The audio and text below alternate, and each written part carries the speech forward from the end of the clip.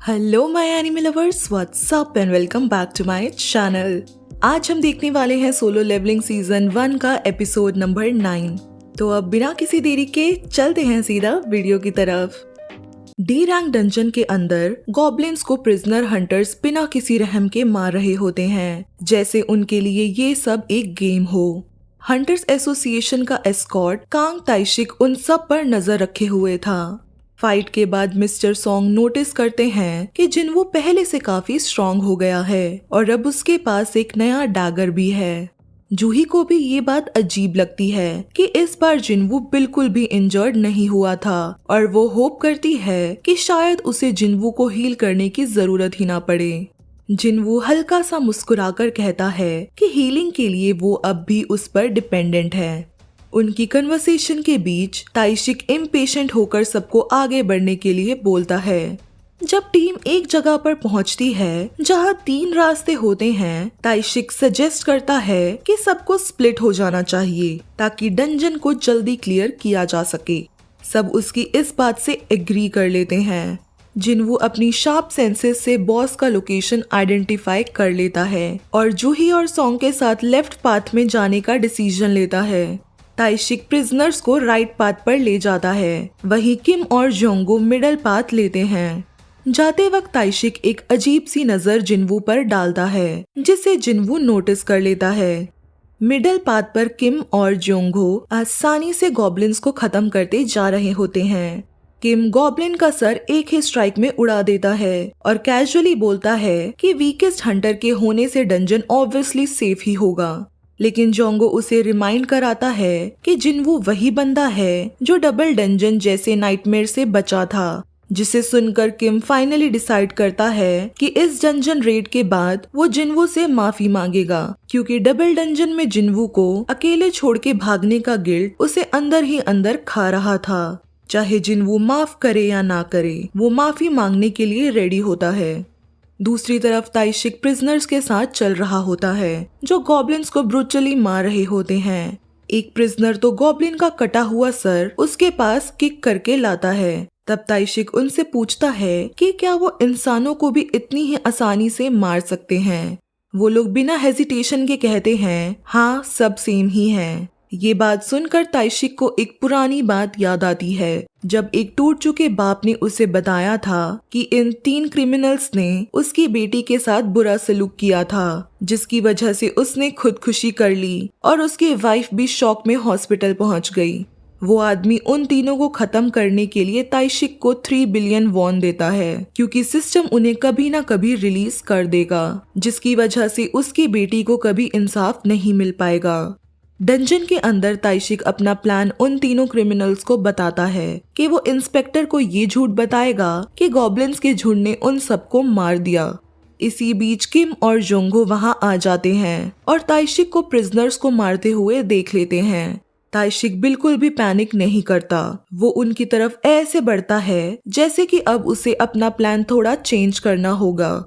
Left tunnel में जिनवू को याद आता है कि ताइशिक वही बंदा है जो हॉस्पिटल में उससे मिलने आया था। वो इस बारे में सोच ही रहा होता है कि तभी अचानक डंजन में एक जोर की चीख गूंजती है। जिनवू और उसकी टीम तुरंत वहां पहुंचती है और जो वो देखते हैं वो काफी दिल दहला देने वाला नजारा होता है। सारे हंटर्स काट दिए गए होते हैं, जिनमें किम और जोंगो भी शामिल होते हैं। किम अभी भी जिंदा होता है, लेकिन मुश्किल से सांस ले रहा होता है। जूही उसे हील करने की कोशिश करती है। सॉन्ग उसके चोट के निशान देखकर समझ जाता है कि ये किसी बीस्ट का काम नहीं हो सकता। किम कहता है कि अब वो नहीं बच पाएगा, तो वो फालतू में कोशिश ना करे। ये सुनकर जिनवू के अंदर का इमोशन बाहर आ जाता है। वो चिल्लाता है कि तुम्हें अपने परिवार के लिए जिंदा रहना होगा। किम अपनी आखिरी सांस लेते हुए मुश्किल से बोलते हुए कहता है कि उसे अपनी गलती का रिग्रेट है, लेकिन इससे पहले कि वो ठीक से माफी मांगता वो अपना दम तोड़ देता है। उसके मरते ही हवा और भी ज्यादा हैवी हो जाती है। तभी अचानक ताइशिक शैडोज से निकलकर जूही पर अटैक करने की कोशिश करता है, लेकिन जिनवू लाइटनिंग स्पीड से उसका हाथ हवा में ही पकड़ लेता है। ताइशिक ठंडे अंदाज में सबको बताता है कि वो एक फेक स्टोरी बनाएगा जिसमें प्रिजनर्स को सबका किलर दिखाया जाएगा। ये सुनते ही मिस्टर सॉन्ग जिनवू को पीछे रहने को बोलते हैं और किम की तलवार उठाकर अपने दोस्तों को बचाने के लिए रेडी हो जाते हैं। सॉन्ग और ताइशिक के बीच इंटेंस फाइट शुरू होती है। सॉन्ग उसका पहला अटैक सक्सेसफुली अवॉइड करता है, लेकिन ताइशिक जो एक B rank assassin type hunter है, अपनी स्पीड और एजिलिटी से उस पर प्रेशर बनाता रहता है। ताइशिक उसकी स्किल को रिस्पेक्ट भी देता है, लेकिन फिर एक तेज वार करके सॉन्ग को चोट पहुंचा देता है।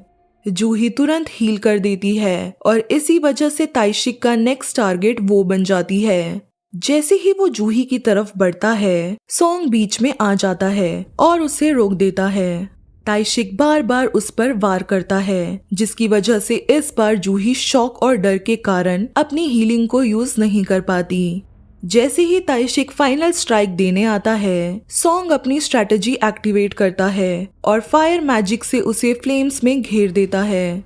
ताइशिक को इससे सिर्फ थोड़ा सा ही डैमेज होता है और वो हंसते हुए सॉन्ग को मारने के लिए अपना वेपन उठाता है, लेकिन इस बार जिनवू बीच में आकर उसका वार रोक देता है।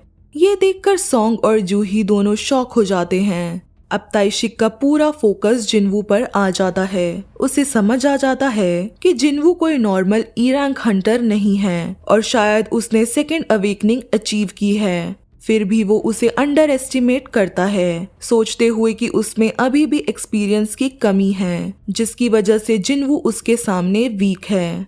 फाइट शुरू होने से पहले जिनवू उससे पूछता है कि उसने सबको आखिर क्यों मारा। ताइशिक बिना किसी रिग्रेट के कहता है कि उसे मॉन्स्टर से भी ज्यादा लोगों को मारने में मजा आता है। उसकी ये बात सुनते ही जिनवू के अंदर गुस्सा भर जाता है। फाइट एकदम ब्रूटल हो जाती है। ब्लेड्स की स्पीड इतनी तेज होती है कि आंखों से फॉलो करना मुश्किल हो जाता है। जिनवू अपनी स्पीड बफ एक्टिवेट करके ताइशिक के चीक पर पॉइजन ब्लेड से कट लगाता है। दोनों एक दूसरे पर रैपिड स्ट्राइक एक्सचेंज करते हैं। तभी ताइशिक अपनी स्पेशल स्टील्थ एबिलिटी यूज करके इनविजिबल हो जाता है। अब जिनवू के लिए उसके अटैक्स को ब्लॉक करना मुश्किल हो गया था और ताइशिक उसके एंकल पर वार करके उसे इमोबिलाइज कर देता है, लेकिन जिनवू तुरंत फुल रिकवरी यूज करके खुद को हील कर लेता है। ये देखकर ताइशिक पहली बार सच में शॉक हो जाता है। एक ऐसा हंटर जो फाइट भी कर सकता है और हील भी, ये उसने पहले कभी नहीं देखा था। तभी जिनवू अपनी मर्डरस इंटेंट स्किल को एक्टिवेट करता है, जिससे ताइशिक एक मोमेंट के लिए ब्लाइंड हो जाता है। बस वही चांस काफी होता है। जिनवू सीधा उसके हार्ट में ब्लेड घुसा देता है। ताइशिक अपनी आखिरी सांसों में जिनवू को वार्न करता है कि ये रास्ता उसे अंधेरे की तरफ ले जाएगा। उसके मरते ही सिस्टम जिनवू को उसकी स्टील्थ एबिलिटी रिवॉर्ड में दे देता है। फाइट के बाद जूही और सॉन्ग डंजन से निकल जाते हैं, जबकि जिनवू बॉस को फिनिश करता है। कुछ देर बाद इन्वेस्टिगेटर वो जिनचुल आता है और सिचुएशन देखकर शॉक हो जाता है। जब वो पूछता है कि ताइशिक को किसने मारा, तब जिनवू सच बताने ही वाला होता है, लेकिन सॉन्ग उसकी जगह ब्लेम ले लेता है। वो कहता है कि उसने और जूही ने मिलकर ताइशिक को हराया। ये सुनकर जिनवू चुप हो जाता है। उसे समझ आ जाता है कि सॉन्ग ने उसका सीक्रेट प्रोटेक्ट करने के लिए ऐसा किया है। बाद में जब सब कुछ सेटल हो जाता है, जिनवू और जूही एक पार्क में फाइनली रिलैक्स करते हैं। तब जूही अपने बैग से एक एसेंस स्टोन निकालती है और हल्की सी स्माइल के साथ पूछती है, क्या तुम्हें ये याद है? और इससे उनके बीच डबल डंजन का वो इमोशनल मोमेंट रिकॉल हो जाता है। सो हे गाइस, अगर ये वीडियो आप सबको पसंद आई है then don't forget to like, share and also subscribe to my channel. और बाकी के सोलो लेवलिंग के एपिसोड्स को चेकआउट करना मत भूलना। तब तक के लिए टेक केयर एंड सायोनारा।